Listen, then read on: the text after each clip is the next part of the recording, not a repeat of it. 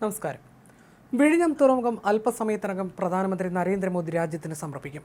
മുഖ്യമന്ത്രി പിണറായി വിജയൻ, ഗവർണർ രാജേന്ദ്ര ആർലേക്കർ, കേന്ദ്ര തുറമുഖ വകുപ്പ് മന്ത്രി സർബാനന്ദ സോനോവാൾ, കേന്ദ്രമന്ത്രിമാരായ സുരേഷ് ഗോപി, ജോർജ് കുര്യൻ, മന്ത്രി V N. Vasavan, Shashi Tharoor MP, Adani group chairman Gautam Adani തുടങ്ങിയവർ പങ്കെടുക്കുന്നുണ്ട്. അല്പസമയം മുമ്പാണ് പ്രധാനമന്ത്രി നരേന്ദ്രമോദി രാജ്ഭവനിൽ നിന്ന് വിഴിഞ്ഞത്തേക്ക് പുറപ്പെട്ടത്. തുടർന്ന് പാങ്ങോട് സൈനിക കേന്ദ്രത്തിൽ നിന്നും ഹെലികോപ്റ്ററിലാണ് പ്രധാനമന്ത്രി വിഴിഞ്ഞം തുറമുഖത്തിലേക്ക് പുറപ്പെട്ടത്. വിഴിഞ്ഞം തുറമുഖത്ത് പ്രത്യേകം സജ്ജമാക്കിയ ഹെലിപ്പാഡിലിറങ്ങിയ പ്രധാനമന്ത്രി തുറമുഖം നടന്നു കാണുകയാണ്. മുഖ്യമന്ത്രി പിണറായി വിജയനും പ്രധാനമന്ത്രിക്കൊപ്പമുണ്ട്. 11 മണിക്കത്തെ കമ്മീഷനിംഗ് ചടങ്ങിന് ശേഷം 11:15 മുതൽ 12 മണിവരെ പ്രധാനമന്ത്രി പ്രസംഗിക്കും. മുഖ്യമന്ത്രിക്ക് 5 മിനിറ്റും മന്ത്രി വി.എൻ. വാസവന് 3 മിനിറ്റുമാണ് പ്രസംഗിക്കാനുള്ള സമയം നൽകിയിരിക്കുന്നത്. മന്ത്രിമാരും രാഷ്ട്രീയ സാംസ്കാരിക രംഗത്തെ പ്രമുഖരും ചടങ്ങിൽ പങ്കെടുക്കാനായി എത്തിയിട്ടുണ്ട്. കമ്മീഷനിങ്ങിന് സാക്ഷിയാകാൻ പതിനായിരങ്ങളാണ് വിഴിഞ്ഞത്തേക്ക് എത്തുന്നത്.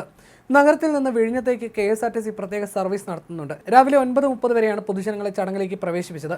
അടിക്കടി ഉണ്ടാകുന്ന വ്യാജ ബോംബ് ഭീഷണികളുടെ കൂടി പശ്ചാത്തലത്തിൽ കനത്ത സുരക്ഷയിലാണ് നഗരം.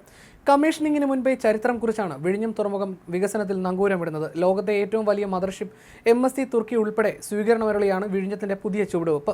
പ്രധാനമന്ത്രി ഇന്ന് ഉദ്ഘാടനം ചെയ്യുമ്പോൾ ലോക വ്യാപാര ശൃംഖലയിലേക്കാണ് തുറമുഖം ഔദ്യോഗികമായി വാതിൽ തുറക്കുന്നത്. 17ഓളം പേർക്ക് വേദിയിൽ ഇരിപ്പിടമുണ്ടെങ്കിലും പൊതുസമ്മേളനത്തിൽ പ്രധാനമന്ത്രിയും മുഖ്യമന്ത്രിയും വി.എൻ. വാസവനും മാത്രമാണ് സംസാരിക്കുക. പ്രതിപക്ഷ പ്രതിനിധികളായ ശശി തരൂരിനും വിൻസെന്റിനും പ്രസംഗിക്കാൻ അവസരം ലഭിക്കില്ല. തുറമുഖം സ്ഥിതി ചെയ്യുന്ന പ്രദേശത്തെ MLAയും MP-യുമാണ് ഇരുവരും. പ്രധാനമന്ത്രി നരേന്ദ്രമോദി അടക്കം 17 പേർക്കാണ് വേദിയിൽ ഇരിപ്പിടമൊരുക്കിയിരിക്കുന്നത്. പ്രതിപക്ഷ നേതാവിനെ ക്ഷണിച്ചില്ല എന്ന പരാതികൾക്കിടയിൽ അദ്ദേഹത്തിനും ഇരിപ്പിടമൊരുക്കിയിട്ടുണ്ട്. എന്നാൽ സതീശൻ ചടങ്ങിൽ പങ്കെടുക്കില്ല. പ്രധാനമന്ത്രിയുടെ ഓഫീസാണ് ആരെയൊക്കെയാണ് വേദിയിൽ പ്രസംഗിക്കേണ്ടതെന്ന് തീരുമാനിക്കുന്നതെന്നും ഗവർണർക്ക് പോലും പ്രസംഗിക്കാൻ സാധിക്കില്ലെന്നും പ്രതിപക്ഷ നേതാവിൻ്റേത് വാർത്ത സൃഷ്ടിക്കാനുള്ള ശ്രമമാണെന്നും മന്ത്രി വി.എൻ. വാസവൻ പറഞ്ഞു. പ്രതിപക്ഷ നേതാവിൻ്റെ പേരുൾപ്പെടുത്തിയ ലിസ്റ്റ് അടക്കം കാണിച്ചുകൊണ്ടായിരുന്നു വി.എൻ. വാസവൻ്റെ പ്രതികരണം. പ്രധാനമന്ത്രിയുടെ ഓഫീസിൽ നിന്ന് ലഭിച്ച ലിസ്റ്റിൽ പ്രതിപക്ഷ നേതാവിൻ്റെ പേര് 9ാമതായി ഉണ്ട്. വേദിയിൽ ഇരിക്കാനുള്ള പട്ടികയിൽ തന്നെ ഉൾപ്പെടുത്തിയാണ് പ്രധാനമന്ത്രിയുടെ ഓഫീസിൽ നിന്ന് നൽകിയത്. പ്രതിപക്ഷ നേതാവിന് വേദിയിൽ ഇരിപ്പിടമുണ്ട്. പ്രധാനമന്ത്രിയുടെ ഓഫീസിൽ നിന്നും ഈ വിവരം ലഭിച്ച ശേഷമേ പ്രതിപക്ഷ നേതാവിനെ ഔദ്യോഗികമായി ക്ഷണിക്കാൻ കഴിയുമായിരുന്നുള്ളൂ എന്നാണ് മന്ത്രി വി.എൻ. വാസവൻ്റെ വിശദീകരണം.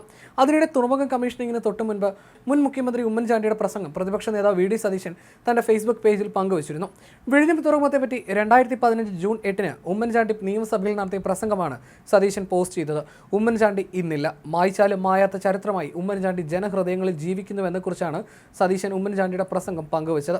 വിഴിഞ്ഞം തുറമുഖം പ്രധാനമന്ത്രി നരേന്ദ്രമോദി അല്പസമയത്തിനുള്ളിലാണ് നാടിന് സമർപ്പിക്കുന്നത്.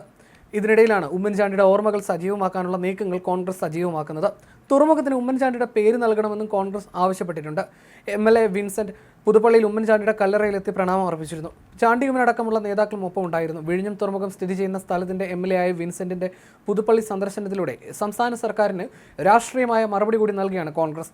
വിഴിഞ്ഞം തുറമുഖം ഉമ്മൻചാണ്ടിയുടെ കഠിനാധ്വാനത്തിന്റെ ഫലമാണെന്നും റോഡ് റെയിൽ കണക്ടിവിറ്റി ഇല്ലാതെയാണ് കമ്മീഷനിങ് ചെയ്യുന്നതെന്നും വിൻസെന്റ് MLA പറഞ്ഞു. ഉമ്മൻചാണ്ടിക്ക് പ്രണാമം അർപ്പിച്ച് വേണം തുറമുഖം ഉദ്ഘാടനം ചെയ്യേണ്ടതെന്നും വിൻസെന്റ് പറഞ്ഞു. വികസന കാര്യത്തിൽ രാഷ്ട്രീയം കണ്ട് സ്വന്തം നേട്ടമാക്കി അത് മാറ്റുന്നത് CPM-ന് ഗുണകരമാണെങ്കിലും നാടിന് ഗുണകരമല്ലെന്നും വിൻസെന്റ് പറഞ്ഞു.